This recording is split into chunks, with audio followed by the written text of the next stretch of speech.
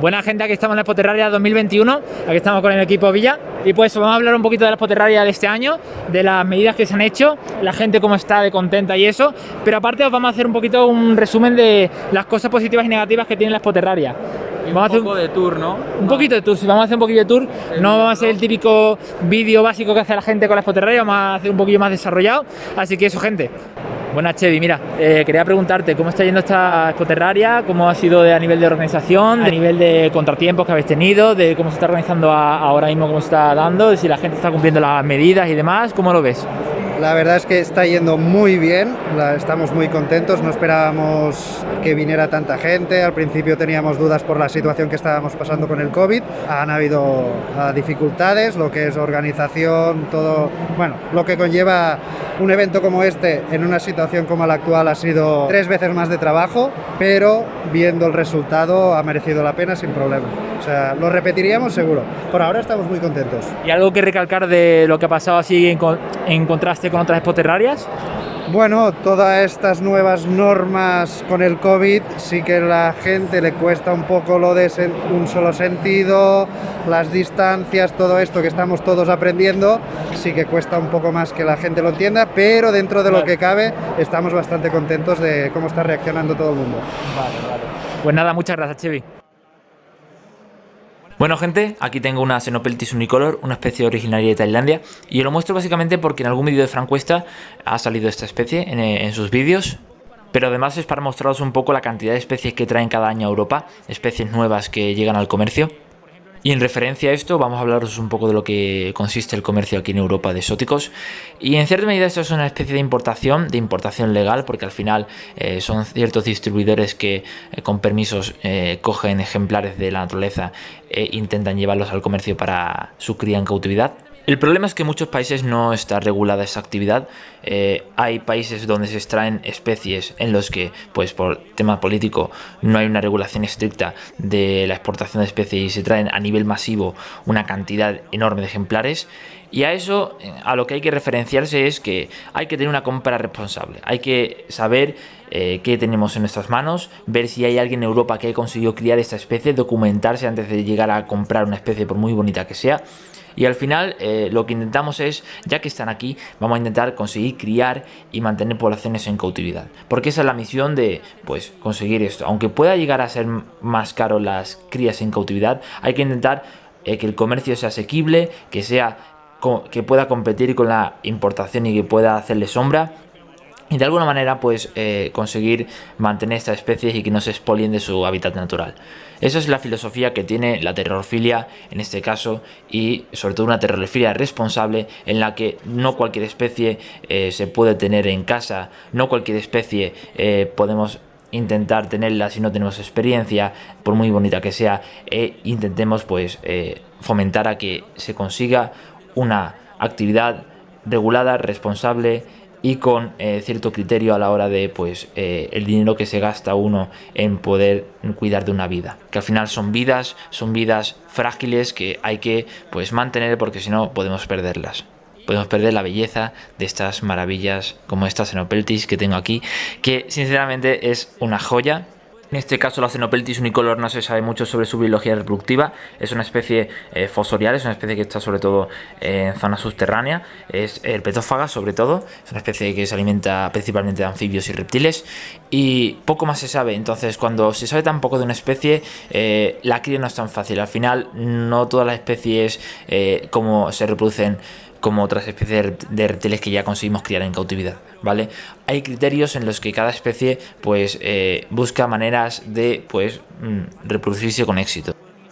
Muchos empezamos creyendo que simplemente con juntar 2 ejemplares conseguimos la cría, y no es el caso. Hay que condicionar el ambiente, hay que condicionar y conocer bien la biología de la especie para conseguir inducir pues una ovulación, pues conseguir inducir la espermatogénesis, conseguir pues una madurez sexual efectiva con la que podamos criar. Y eso no es tan fácil como decirlo, como juntarlos, como tenerlo, y pues hay que intentar siempre formarse y pues contribuir a esto, ¿no? Es un conocimiento importante para esta actividad.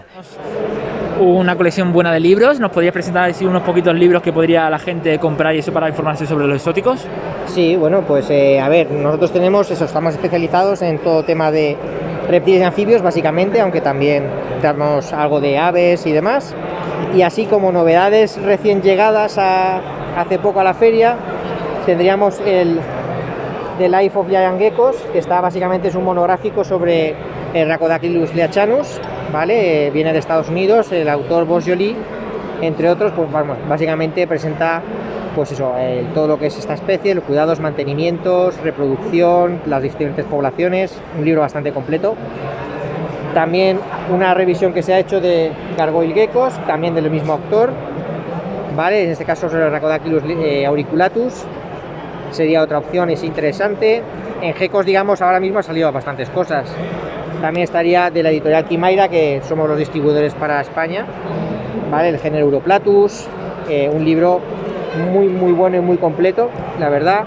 Ya si queréis, por cambiar un poco a nivel anfibios, por ejemplo, el libro sobre el género Salamandra, que además nosotros, que somos un país que tenemos bastantes especies y subespecies de salamandra, pues evidentemente es un libro que puede ser muy interesante. Este está planteado tipo guía de campo, cuidados en cautividad, o sea, es un libro muy amplio y muy interesante. Si vamos ya otra vez un poco a lo más exótico, porque nos pilla más lejos, la última edición de Reptiles de Australia, ¿vale? Se supone que es una guía de campo, aunque como ves ya, esto para llevártelo en la mochila ya pesa un poquito. Aparte tienes papelerizado. Correcto, pero está muy bien. Ahora, una idea original basada en es este librito de aquí. Esto sí que se puede entender como una guía de campo clásica, bastante completa a nivel de identificación de especies, y que bueno, es una cosa original. Y luego ya libros propios, por no hacerlo muy largo, pues nosotros vamos sacando también algunas ediciones. Entonces, este caso, por ejemplo, sobre especies pequeñas de dendrobátidos, o por ejemplo, también por aquí tenemos sobre tortugas, pues el libro de la tortuga rusa de nuestro. Veo aquí que tenéis también de escarabajos y eso, muy interesante, la verdad, y de cría de anfibios, como habías dicho antes. Sí, correcto. Y intentamos tener un poquito libros para todo tipo de público interesado en animales, digamos, lo que se conoce como nuevos animales de compañía. Entonces, tenemos algo de insectos, artrópodos, estamos empezando algo relacionado con acuarios, por ejemplo, el de plantas de acuarios, o en castellano, el gambas de acuario, por ejemplo. Tenemos también el último libro, bueno, uno de los mejores libros que se han escrito, ya no solamente en castellano, sino a nivel internacional, sobre la cría y manejo de loros, Psittacus, de Tony Silva. Luego tenemos un apartado de veterinaria específica para animales exóticos, aunque bueno, evidentemente podemos conseguir otro tipo de libros, pero nuestro fuerte está en todo lo que son todos los nuevos animales de compañía, animales exóticos, reptiles, anfibios, etc. yo lo veo una cosa fundamental para la gente que se va a meter al tema de exóticos, que se informe mucho, que tenga pues este repertorio de libros que pueda pues informarse. Y bueno, sois del grupo de Geconia, ¿no? ¿Nos podrías hablar un poquito de lo que es Geconia? Sí, bueno, Geconia es un proyecto paralelo, no tiene que ver con Fardacho, pero vamos, estoy yo allí junto con mi compañero Adri. Básicamente el proyecto lo que buscaba en nuestro caso es dar a conocer a los gecos, a lo que es la familia Geconidae, todos los gecos, digamos, Sí. ¿vale? Exactamente. Y básicamente lo que estamos intentando es retomar también un poco en las nuevas redes sociales, un poquito en los foros. correcto, lo que se hacía en los foros es dar mucha información, explicarle a la gente cómo se debe de mantener este tipo de animales, facilitar un poquito, poner un poquito más al alcance de todo el mundo información básica, incluso novedades o nuevos, digamos, descubrimientos o aplicaciones sobre cosas que todos hemos hecho y que parece ser que hoy en día pues igual ya no son tan correctas, etcétera. Estamos intentando Creáis una cultura sólida de esto, como pasa en otros lugares de Europa, en otros lados de Europa. A eso lo que me plantea es por qué a nivel de lengua española no hay una gran relevancia con respecto a libros de cría en cautividad. En España O sea, más o menos, en tu opinión, ¿por qué no tenemos una base a nivel de cría en cautividad? Nosotros estamos, yo te diría que unos 40 años, llevamos unos 40 años de retraso con respecto a otras regiones del mundo, con una cultura herpetológica y de mantenimiento de herpetos, pues los llevamos de retraso unos 40 años. Tú vas a Holanda, vas a Alemania, y estos dos países, por ejemplo, tienen un concepto muy diferente al nuestro. Aquí todavía estamos un poco con nuestra obsesión es comprar, es tener el animal que nos apetece tener. Sí. Y la información la buscamos en internet porque damos por hecho que en internet lo que aparece está bien. Y no es así. Quiero decirte, hay veces no es que completo. Sí, correcto. Hay veces que sí que está correcto, hay veces que no. Entonces la información real, la veraz, está en los libros. De hecho, Fardacho surgió como eso. O sea, no es un negocio al uso. Nosotros somos un negocio, pero la idea de crear los libros, de hacer nuestra propia editorial, era poder facilitar a la gente en nuestro idioma unos libros como mínimo básicos para determinadas especies poderlas mantener como se deben de mantener correctamente. Claro, no es todo humedad y temperatura, como siempre se ha dicho. Al final es muchas condicionantes. Puede ser, por ejemplo, la concentración de oxígeno, todo el tema a nivel de cuánto se profesionalice a nivel de la cría de cautividad. Intentamos que pues progresar en eso, ¿no? al fin y al cabo, y aunque tengamos en lengua inglesa, yo creo que es un esfuerzo importante para la gente que quiere al menos hacerse un hueco en el tema de la cría en cautividad y poder contribuir a algo que en principio pues facilita eso, a que no se desaparezcan las especies. A ver, sí que es verdad que en cierta medida el comercio es contradictorio en ese aspecto, pero siempre que podamos hacer una cultura y un conocimiento de esto, en principio podríamos obtener grandes resultados con el mantenimiento y cría en cautividad de especies, que podría en cierta medida recuperar alguna especie de felsuma de lo que fuese a nivel de... A ver, realmente lo que se pretende, tanto Fardacho como Geconia, siendo proyectos diferentes, es dejar el conocimiento al alcance de todo el mundo para precisamente, primero, combatir un poco las falsas de informaciones, ¿no? Siempre se piensa que quien tiene un reptil o un anfibio es capturado, viene de tráfico ilegal de especies, una serie de cuestiones que no es real. O sea, la mayoría de la gente lo compra en una tienda, esa tienda a su vez lo ha importado o lo ha traído de un criador particular, con sus papeles, con todo perfectamente en regla. Entonces, eso es una parte que es importante que se sepa. Y luego la otra parte, evidentemente, es para mantener esos animales, que no es un perro o es un gato, que necesitan cuidados muchas veces más específicos y pues hacen falta una serie de conocimientos, como puedan ser foros o grupos de debate como Geconia o libros como los que vendemos en Fardacho. Hacéis un buen trabajo, la verdad, y os lo agradezco. Eso, gracias Luis por esta entrevista, la verdad que eso, a mí, pues eso, sí, yo he podido comprar algunos libros de anfibios, así que si podéis aprovechar, gente, comprad y formaros. Un claro ejemplo de exportaciones masivas son el caso de Pelodiscus sinensis, una tortuga de concha blanda, y pues mostramos aquí unas cuantas crías que son criadas en granjas de su país natal. Y el caso es que, indiferentemente de que estéis a favor o en contra del comercio, es algo inevitable. Es decir, aunque no se utilice para terrofilia, se utiliza o para nuevas maneras de hacer gastronomía, o para nuevos recursos para investigación, o para lo que sea. Al final siempre se va a tender a intentar criar especies fuera del ámbito que conocemos cotidianamente como animales de compañía. Y el caso es que a esto así que hay que poner un matiz de regulación. ¿Por qué? Porque por mucho que criemos masivamente en granjas de su país natal ciertas especies, no se pueden traer masivamente esa cantidad de ejemplares. ¿Por qué? Porque por esta razón se ha llegado a pues crear especies invasoras, como en el caso de la tortuga de Florida. Por esta razón, esta cantidad tan masiva de ejemplares que se traen descontrola el comercio por completo. Hace que la gente pues vea estos animales que al estar en cantidades masivas se hacen muy baratos, son asequibles para cualquiera. La gente al final los compra por curiosidad, porque al final les asequible por el precio, y no tienen en cuenta la irresponsabilidad que muchas veces pueden llegar a cometer por accidentes o lo que pueda ocurrir. Al final el dinero condiciona mucho la dedicación inconsciente o conscientemente que tengas tú con el animal. Entonces a eso hay que regular mucho. O se traen pocos ejemplares y se aumenta el precio, o directamente no se puede regular o no se puede controlar esto. O sea, no se podría comerciar con esa especie. El caso es que A esto es una cuestión que hay que tener en cuenta para impedir el tema de la llegada nueva de especies invasoras. Es importantísimo que esto se llegue a regular en España y que se tenga conciencia de esto. Incluso los biólogos, aunque a muchos biólogos no les gusten estos temas, es una cosa importante que podrían contribuir a mejorar su biodiversidad en sus zonas, en su país natal.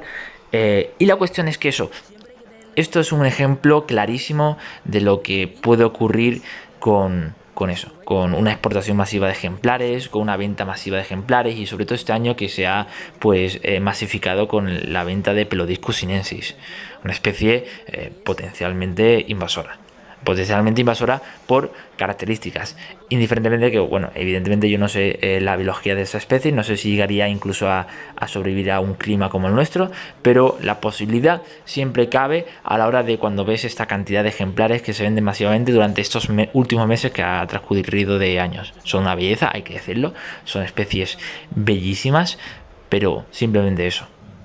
Hay que entender que las expoterrias están bajo supervisión del SEPRONA, de agentes forestales, de la Policía Nacional, de la Guardia Civil, muchas veces, porque al final se intenta regular, aparte con el tema del COVID, pues que se dé todo bien, pues que la cantidad de especies que se traen, si lleva la gente documentación para ello, hacen revisiones de los puestos donde pues van a conseguir pues regular esta actividad en cierta medida siempre que se les dé unas indicaciones pues de la propia legislación. A fin de cuentas esto se intenta profesionalizar, se intenta estar al nivel de Europa, se intenta pues ofrecer accesorios, herramientas, conocimiento, alimentación, todo tipo de plantas, animales, todo tipo de pues utensilios para hacer que esta actividad sea lo más sostenible posible. Aquí tenemos ejemplares de Testudo graica iberus, la tortuga mora ibérica, y esto nos evidencia que con los años cada vez más la terrorofilia está haciendo un hueco en las especies autóctonas, ya que instituciones como SOIBRE procuran que estos ejemplares estén identificados con un microchip y que la gente lo pueda tener legalmente. Al final se contribuye a que haya una posibilidad de que la gente pueda tener estos animales legalmente y comprados y que no se expolien de su hábitat natural aquí en la península ibérica. El problema es, en contraposición a que esto puede fomentar a que se críen especies de aquí y no a especies exóticas que podrían ser invasoras, podría afectar las especies autóctonas criadas en cautividad a las poblaciones y la genética de las poblaciones salvajes si fuera el caso de que se escaparan o se soltaran. Sin embargo, es una alternativa bastante positiva y que se está haciendo de una manera cada vez mejor. Bueno, aquí estoy en un puesto bastante peculiar y me gustaría que me contaseis un poco lo que es esto.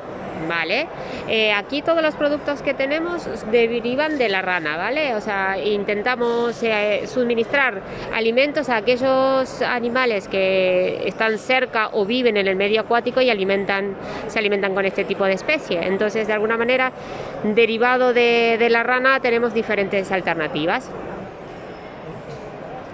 Aquí tenéis un poquito el repertorio de cositas que se utilizan. Tenemos aquí, estas se realizan con la parte superior, que es aquí, si la ves, es la parte superior de la rana. En realidad es bastante cartilaginosa y con bastante hueso blando, entonces hemos hecho estas salchichas que tienen un equilibrado porcentaje de calcio, además de una carne muy natural, que tiene baja en grasas y proteína de muy buena calidad, como lo decimos ahí, ¿vale?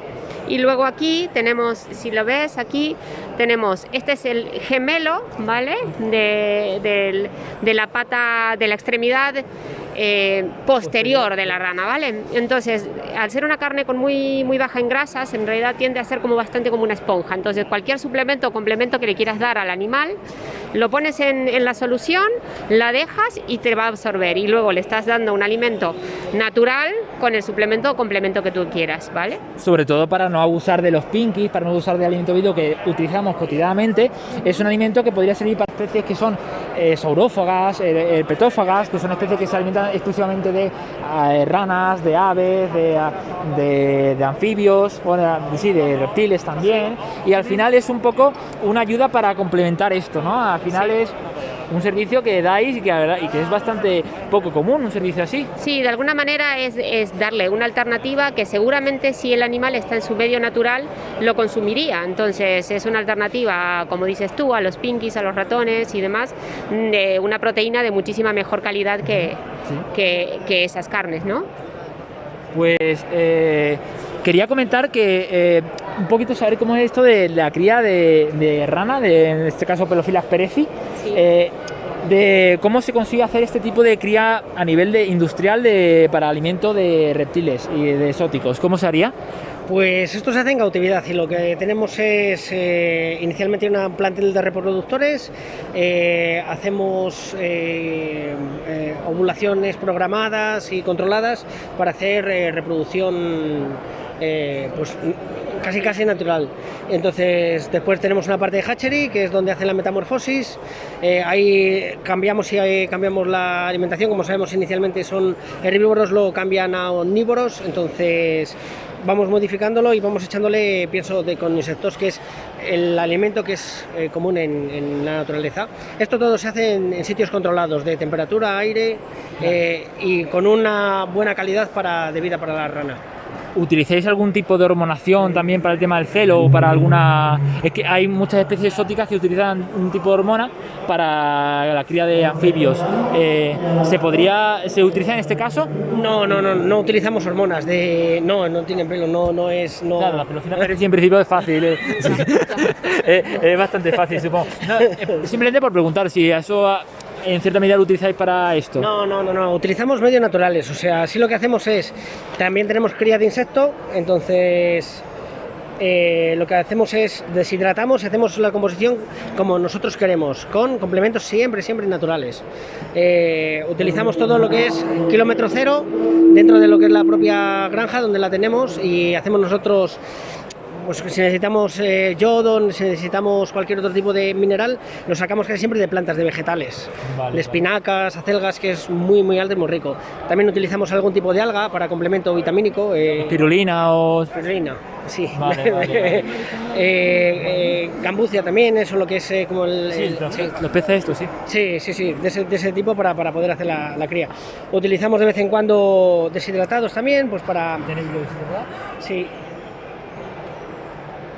Y bueno, al final es lo que nos dedicamos, al hacer todo lo que sería el ciclo completo de la rana, de una forma sostenible.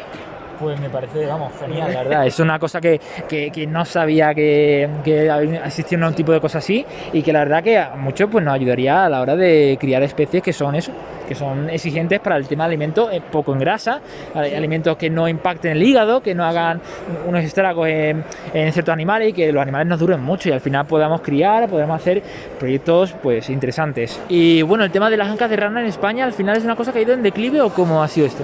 La verdad es que en todo el mundo está siendo algo que están en un descenso, tanto por el quitrideo, que es una enfermedad que tienen ahora, como ranavirus, pero el mayor agente exterminador es el hombre, evidentemente. Entonces, en todo el mundo están buscando alternativas para hacer la cría en cautividad de rana.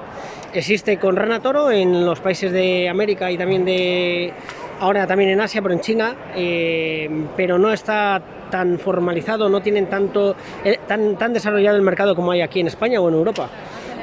Somos deficitarios, hay cerca de unas 1000 toneladas de consumo. Y para que os hagáis una idea, solamente Francia tiene un criadero, que es donde más se produce, hace 8 toneladas. O sea, hay un déficit en la balanza terrible. A raíz de esto, lo que se intentan hacer es promulgar nuevos tipos de cría controlada, para no hacer extracciones del medio natural y buscar una alternativa sostenible, que es lo que nosotros siempre buscamos también. Al final esto es un recurso secundario al tema de la anca de rana. Al final utilizáis para exóticos algo que ya se utilizaba en España desde hace muchos años, que es el tema del consumo de la anca de rana. Y a esto es lo que me refiero. ¿Hay expertos en esta materia, en la ranicultura? Sí. Bueno, nosotros empezamos en el 2014 y sí, hay una demanda para nada satisfecha, que nosotros siempre andamos buscando alternativas y proveedores, pero es muy complicado. Y lo que echamos en falta es eso, o sea, que no haya una especialización de cría de rana en cautividad, ni expertos, biólogos, veterinarios, ingenieros, que estén para desarrollar este tipo de cultivo. Que sabemos que hay una demanda existente, pero que no hay este experto o no hay la voluntad, a lo mejor, no sé si política, por decirlo, ni personal tampoco para la cría. ¿Podría ser un nuevo tipo de mercado laboral para los biólogos el tema de que se metan a nivel de la ranicultura a nivel de genética de poblaciones, a nivel de regulación de, pues de los proyectos que se hagan con la rana común para consumo. ¿Sería esto factible? Evidentemente, sí, es un nicho que está ahí y es latente. Ya no solamente desde el punto de vista de marcadores biológicos para poder controlar especies dentro de o fuera de o en el medio ambiente, sino también en la parte genética, en la parte del aprovechamiento, las utilidades de la piel. Yo estuve con un profesor, hice la tesis y era a raíz del estudio de la piel y de las glándulas que segregan. O sea, vemos que en biotecnología hay una demanda exponencial de este tipo de soluciones para encontrar nuevos componentes bioactivos, también que han puesto mucho en boga también en la Unión Europea. Hay también para hacer crías con nuevos alimentos, con nuevas especies o dietas, etcétera. Entonces sí hay demanda. Entonces es una cosa interesante, la verdad, para la gente que estudia biología, y eso es una manera, pues una oportunidad de poder trabajar con algo relacionado con tema anfibios, reptiles y eso, y que al final contribuyese a eso, al tema del consumo de la carrana, del tema también de la cría en cautividad de especies, y al final, pues eso, es otro trabajo, cualquier, o sea, un trabajo que podría aprovecharse. Al final, siempre vemos el tema de la biología como un campo en el que se estrecha mucho, pero es muy amplio. Al final se podría aprovechar los nuevos estudiantes del futuro a aplicarlo a esto. Hay que estudiar mucho lo que serían simbiosis con otro tipo de cultivos, o sea, policultivos, que se llama OINTA. Para hacer el aprovechamiento tanto de los residuos como de la propia rana. Residuos me refiero a excreciones también de la rana, para hacer sistemas de recirculación de agua controlada para otro tipo de cultivos. O sea, la biología estaba relacionada 100% con todo esto para hacer el aprovechamiento. Pues nada, muchas gracias, que pues eso, os dejamos aquí con este pedazo puesto. Ya que estamos, como gente que nos dedicamos a esto, como gente que nos gusta este mundillo, vamos a fomentar a que lo que tengamos pueda continuar, y sus crías y demás, a dar felicidad a muchas personas que intentan conocer la naturaleza de una manera diferente y no verle tanto ese lado negativo, sino fomentar a que no haya ese odio, no haya esa tribalización entre el bicheo de campo, el bicheo de naturaleza salvaje con esto, ¿vale? Sé que hay gente que no está comprometida a esto, evidentemente, pero poco a poco esto puede ser una puerta a concienciar a la gente, ¿vale? En Europa se puede conseguir esto y hay que hacerlo también aquí en otros países. Así que nada, gente,